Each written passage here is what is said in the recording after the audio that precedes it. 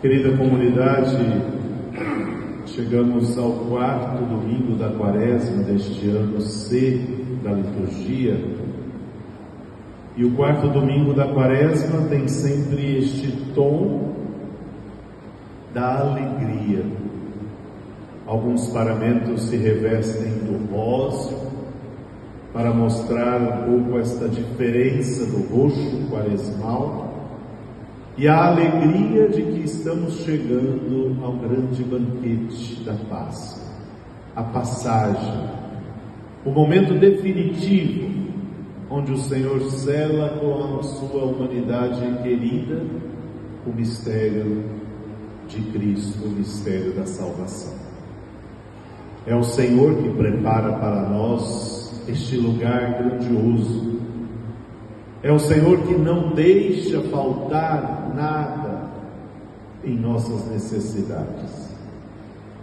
Nós ouvimos a primeira leitura de Josué. O Senhor providenciou. No deserto, o Senhor providenciou o maná caindo do céu, para que o seu povo não passasse fome.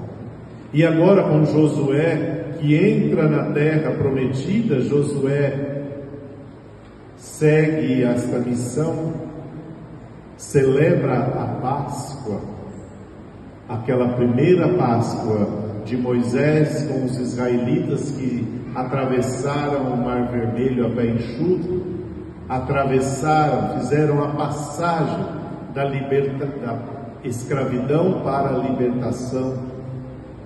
E agora uma outra Páscoa é celebrada com Josué, no dia seguinte à Páscoa, diz o texto. Então eles celebram a Páscoa, que agora é a passagem do deserto para a terra prometida. E eles entram e na terra comem os frutos da terra. Por isso Deus providencia. Deus é providente. O texto do Evangelho é a centralidade do capítulo 15 do evangelista Lucas, que estamos lendo, o evangelista que nos conta sobre a misericórdia de Deus. O capítulo 15 de Lucas narra 3 parábolas. A ovelha perdida que foi recuperada, a moeda perdida que a dona da casa limpou, procurou até encontrar, e o filho perdido, ou o filho pródigo, que tinha ido embora e foi recuperado.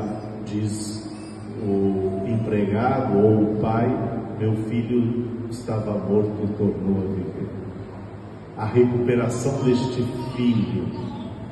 Assim, este texto e esta parábola, uma das mais longas parábolas de Jesus, com tantas interpretações bonitas, mas centremos-nos em alguns aspectos tão fortes.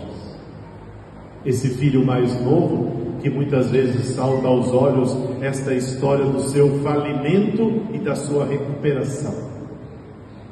Ele foi embora, pediu tudo, pediu a herança, pediu a sua parte. A herança normalmente se pega dos pais quando os pais vêm a falecer. Ele age como que desejasse a morte do pai. Ele quis a sua parte. E na sua parte ele não ficou para trabalhar a sua parte. Ele foi embora. Ele gastou numa terra distante. Diz o texto, foi para um país distante.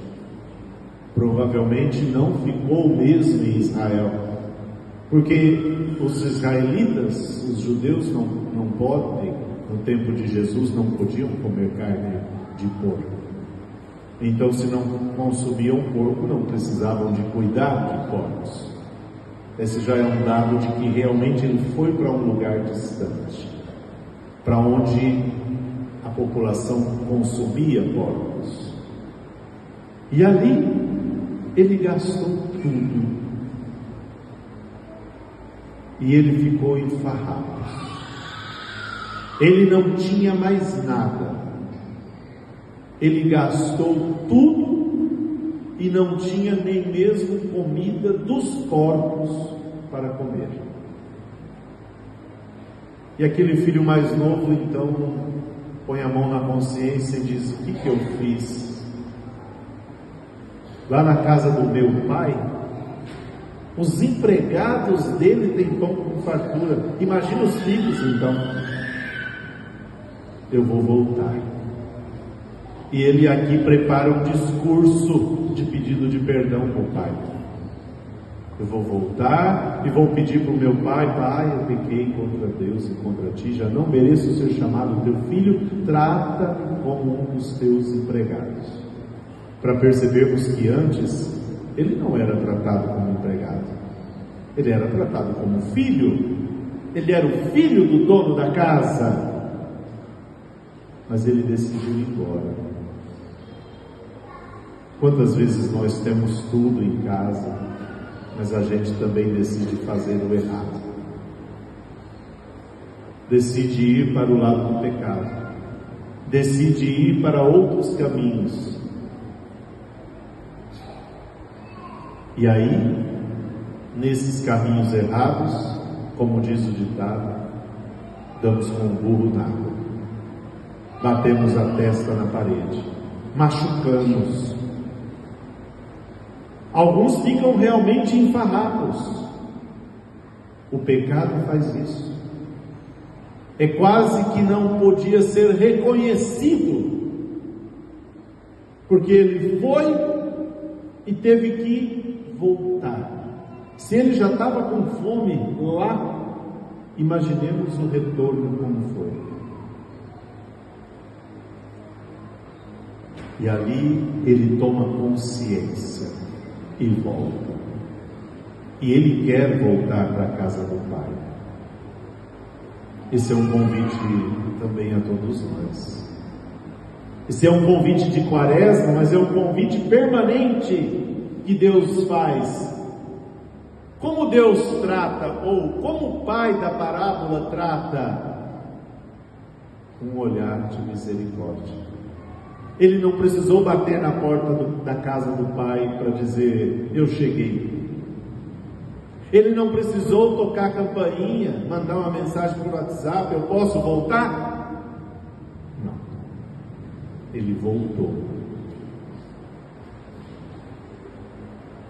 E ele voltou, e diz o texto, quando ainda estava longe, seu pai o avistou e sentiu compaixão. O Pai misericordioso sempre nos busca. O Pai misericordioso toma a atitude primeira. O Pai misericordioso não tira do umbral da porta o seu olhar esperando o retorno dos filhos e filhas. E o pai não quis saber. Imaginemos nós com nossas lógicas humanas, e a gente faz isso tantas vezes. A gente quer tirar logo a limpo a coisa. Por que você foi? Eu falei que não era para ir. Você é teimoso. Não é assim que nós tratamos muitas vezes? A gente já quer logo tirar limpo as coisas. É ou não é?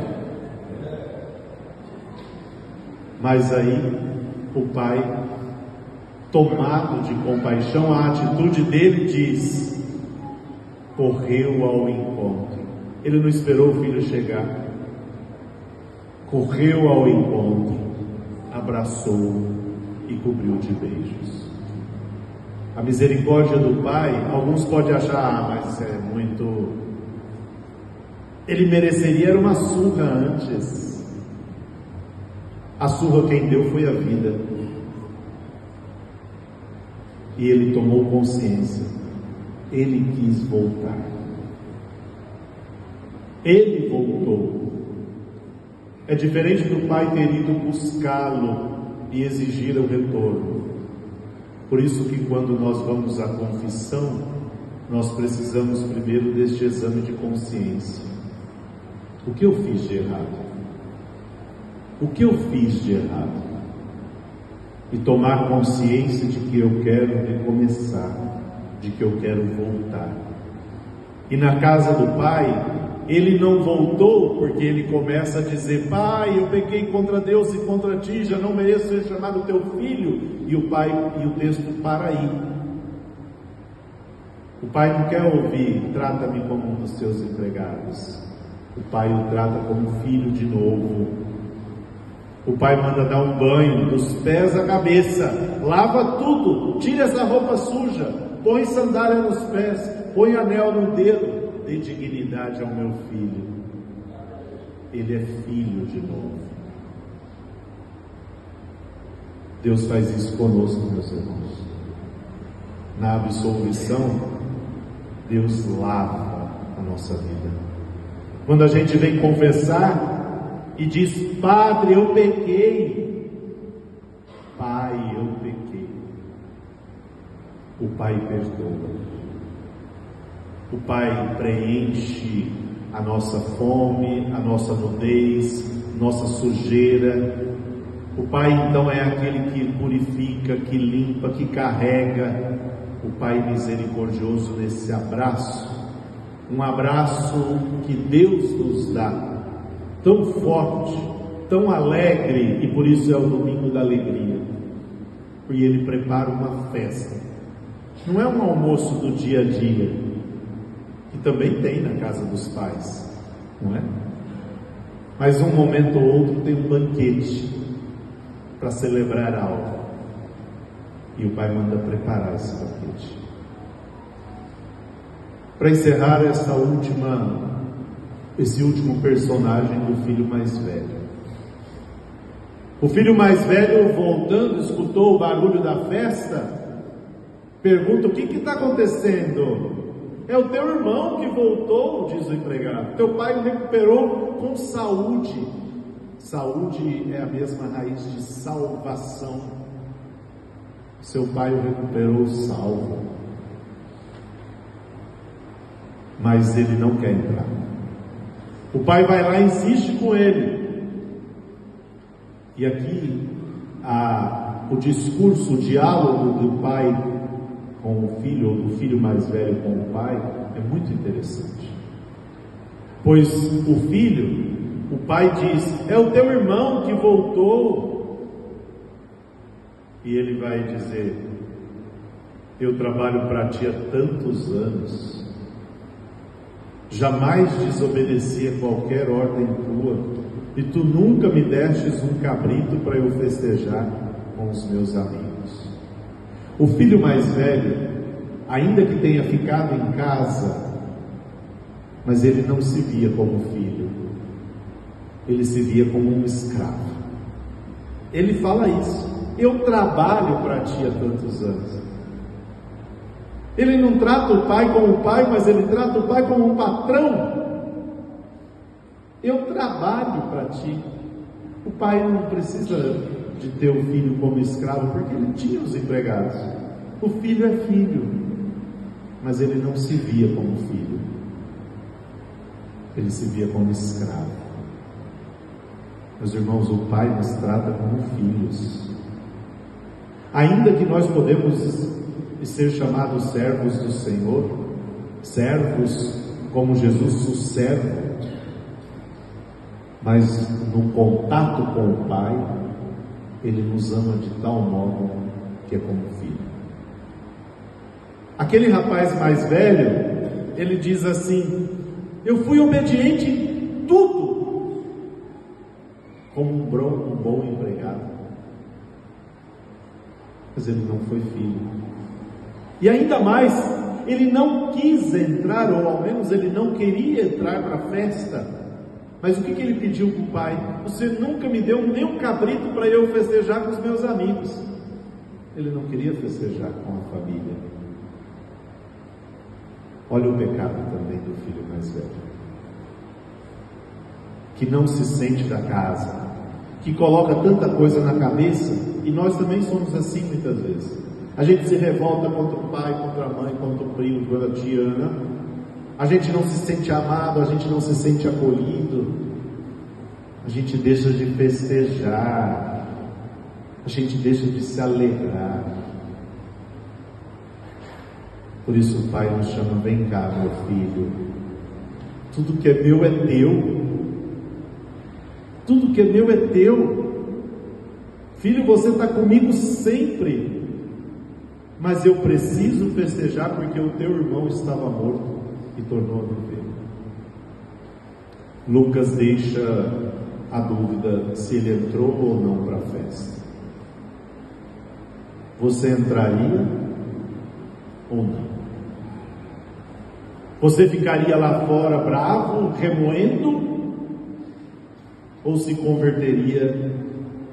E aí não vamos colocar no futuro imperfeito, converteria, voltaria. Você tem coragem de perdoar o teu irmão? Você perdoa? Você se reconhece pecador e volta para recomeçar? Por isso o Senhor faz isso conosco. Nós voltamos e temos um lugar. A segunda leitura da carta de Paulo diz: o mundo velho desapareceu, tudo agora é novo. É uma vida nova, meus irmãos. O Senhor prepara para nós o banquete da Eucaristia. Abandone a vida velha, abandone os farrapos do mundo, os pecados, e perdoemos-nos para verdadeiramente provar como é bom e suave o Senhor. Provai e vede como é bom, como é suave o Senhor. Amém. Num instante de silêncio, esta palavra possa tocar e nos converter.